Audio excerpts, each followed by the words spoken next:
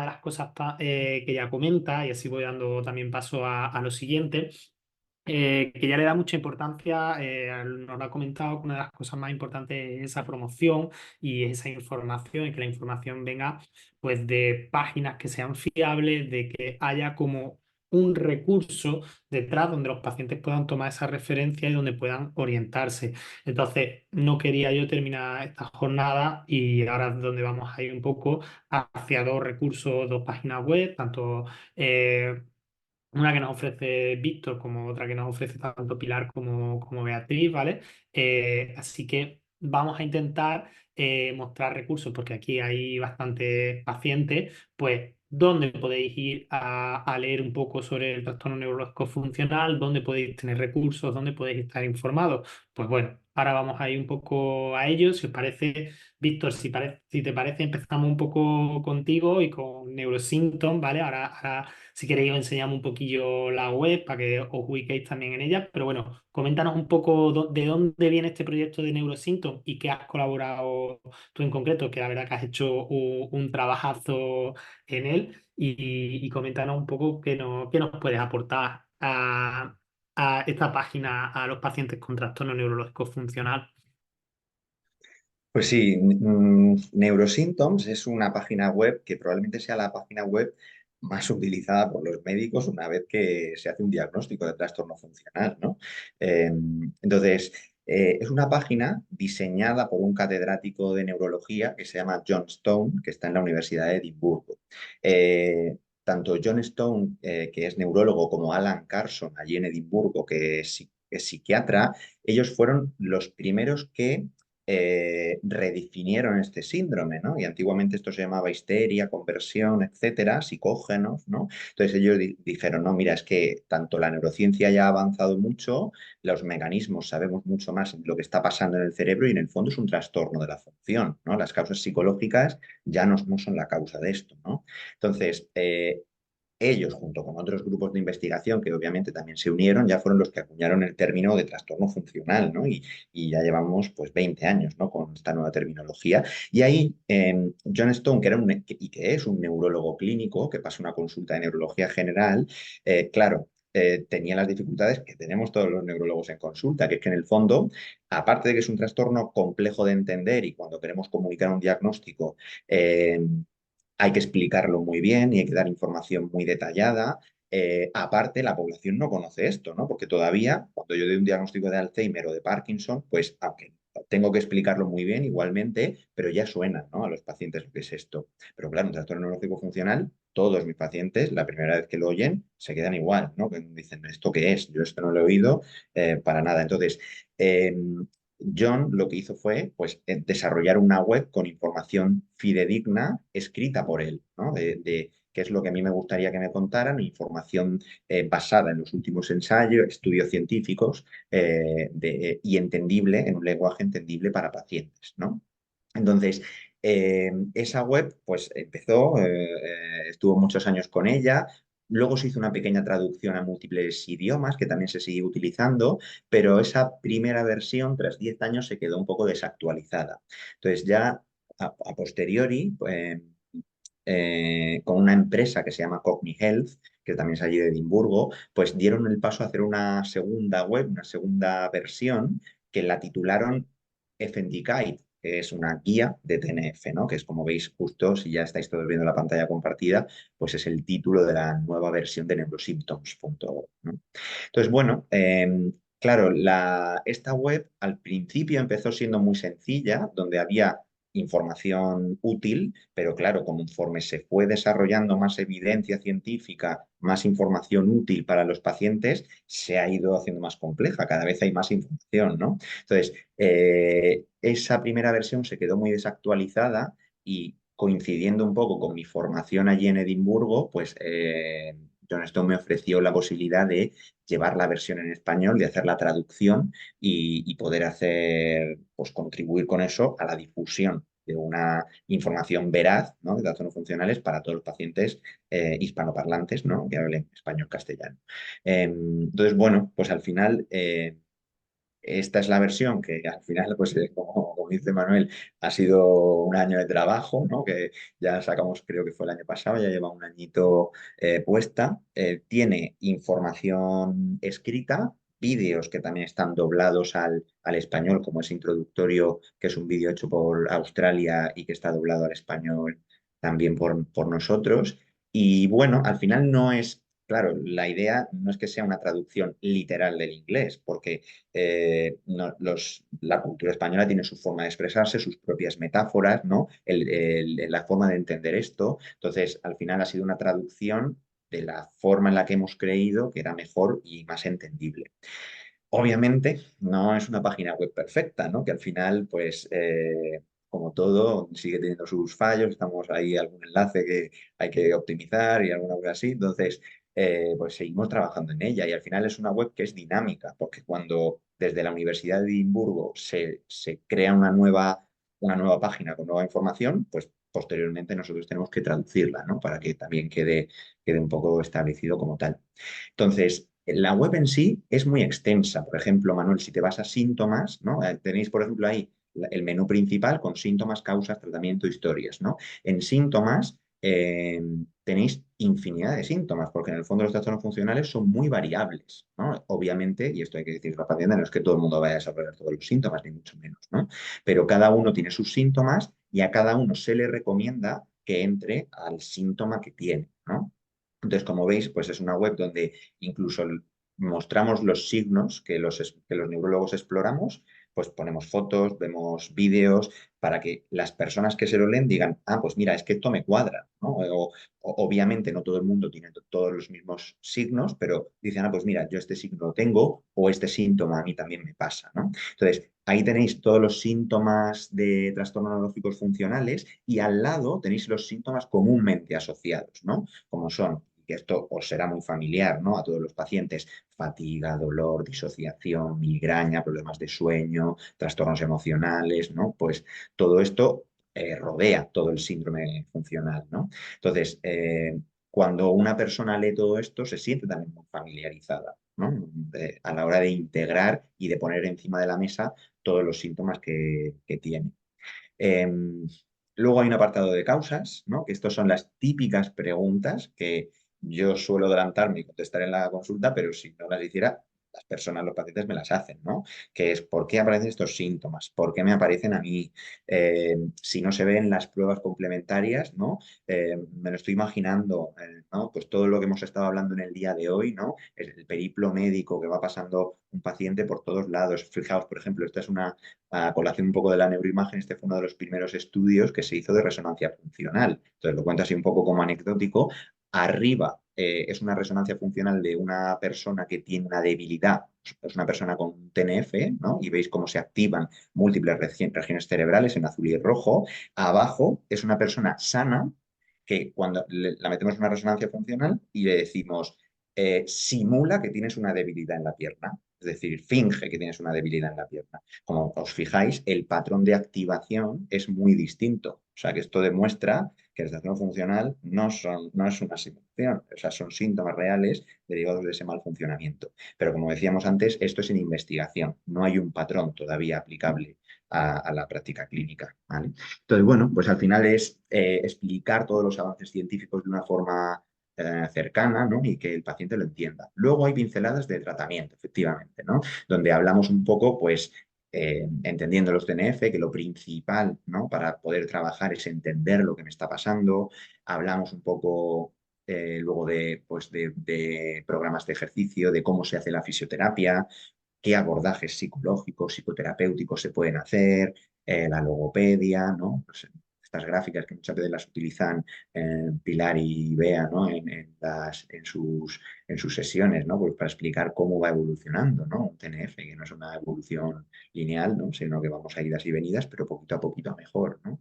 Eh, Abordaje de logopedia, ¿no? Pues el rol de la medicación, el rol de la familia y el trabajo. Entonces, todo esto son dudas que en el fondo esta web se ha ido creando en base a preguntas que los pacientes han ido haciendo a lo largo de estos 20 años, ¿no? Y que ya los que nos vamos dedicando un poquito a esto, pues vamos encontrando esas respuestas, ¿no? Porque al final hemos ido aprendiendo juntos, ¿no? Los pacientes, ¿no? Y los médicos. Y el ejemplo es pues un día como hoy, ¿no? Que al final seguimos aprendiendo mucho de vosotros, ¿no? Y de esto.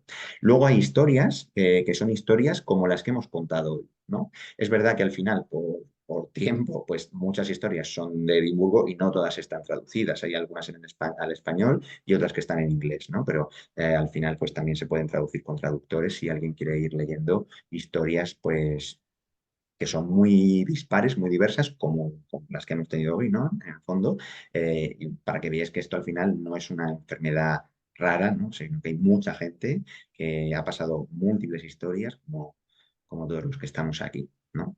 Y por último, arriba del todo ya tenemos la parte de multimedia, donde tenemos vídeos que son recomendables, pues tanto a nivel de trastornos funcionales, vídeos sobre el dolor crónico, que muchas veces es muy frecuente y los mecanismos cerebrales se solapan, ¿no? con los trastornos funcionales. Entonces, toda la educación multimedia que podemos tener, pues también es muy terapéutica, ¿no? Para los pacientes. Entonces, al final, lo que abogamos, ¿no? Los neurólogos es que los pacientes con TNF tienen que conocer lo que les está pasando, ¿no? Y al final, lejos de meterse de forma aleatoria por internet, pues que por lo menos tengan una oportunidad para hacerlo, ¿no? Aquí.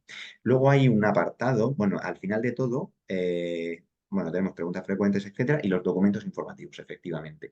Ahí, pues, nos podemos bajar en PDF algunos documentos que se pueden imprimir, ¿no? Y muchas veces, pues a veces yo los imprimo en consulta y se los doy porque los pacientes tengan también una información escrita si es necesario, ¿no? O sea que bueno, son múltiples estas. Y una cosa también muy interesante es, por ejemplo, en ítems guardados recomendador, si te vas justo un poquito arriba de documentos informativos, justo arriba de documentos informativos tienes ítems guardados recomendador. No sé si lo ves ahí. Ah, bien, bien. Entonces, fijaos, eso es una pestaña. Bueno, esto lo utilizamos los neurólogos, ¿eh? Esto yo se lo cuento sobre todo a mis neurólogos a los que les enseño. Entonces, están todas las pestañas hechas de forma que el neurólogo muchas veces puede clicar los síntomas que tiene el paciente, porque obviamente cada paciente no tiene todos, ¿no? Entonces, pues, por ejemplo, clicamos debilidad y trastorno de la y quiero que se lea algo de causas también y algo de tratamiento, por ejemplo, ¿no? Porque es un poco reforzar lo que yo le he contado en consulta, ¿no? Efectivamente. Entonces, si me voy hacia la derecha, ahí hay que resolver esa operación matemática, ¿vale? Bueno, es un poco tontería, pero... Y abajo introducir el email. Entonces, ahí metemos el email del paciente y entonces le llega un email automáticamente con los apartados de la web que yo quiero que específicamente se lea. Eso no quita para que luego, obviamente, pues el paciente rastrea, ¿no? Por toda la web y lee lo que le interesa, pero por lo menos es como una recomendación dirigida de lo que queremos hacer. Entonces, lo importante que yo le digo a los neurólogos y a los profesionales de Neurosymptoms es que Neurosymptoms es una página web muy extensa y hay pacientes que la encuentran útil y a lo mejor otros pacientes no la encuentran tan útil porque es importante saber que no toda la información se asimila igual por cada uno. Entonces, las recomendaciones que yo le doy a los neurólogos es que se tienen que leer la web para recomendarla. No vale con que yo sé que existe una web y te lo doy y ya está, ¿no? Tienen que leer y tienen que recomendar las páginas que en cada caso se personaliza para cada paciente, ¿no?